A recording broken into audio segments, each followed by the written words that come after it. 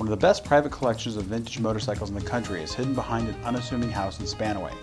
Created by John Bergen, the collection has more than 50 vintage bikes dating back to the early 1900s. John's wife Bernadine still owns the museum. When he first retired, it lasted 2 weeks, and he was so bored that he started restoring old cars.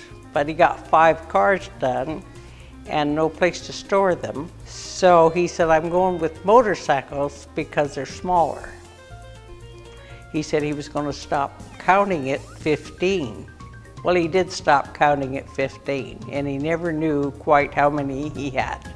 John died a few years ago, and his longtime friend Steve White took over day-to-day operations for the family. If it had rods and had pistons and they moved, then Johnny had an interest in them. What we call the crowning jewel of the collection are the Knuckleheads here. Knuckleheads have become one of the prestige bikes of America.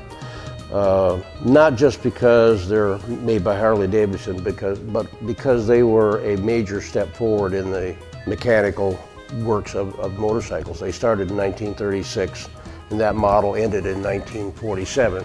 And we have what is probably one of 3, there's possibly more, but that we don't know about, complete collections. In addition to the Harley-Davidsons, the collection has a handful of vintage military motorcycles and some turn-of-the-century bikes as well. A 1908 Thor, a 1913 Reading Standard, a 1907 FN, and this is a 1908 Excelsior, which is sometimes known as the baby Excelsior because it's a small machine. From what the old timers tell me, if you had 3 equal riders on Harley, Indian, or Excelsior, the Excelsior would win in a race. Both Steve and Bernadine enjoy sharing the collection with people just like John did. My husband always said, if you can't show them, why have them? If you would like to visit the Bergen Motorcycle Museum, call ahead to arrange a visit.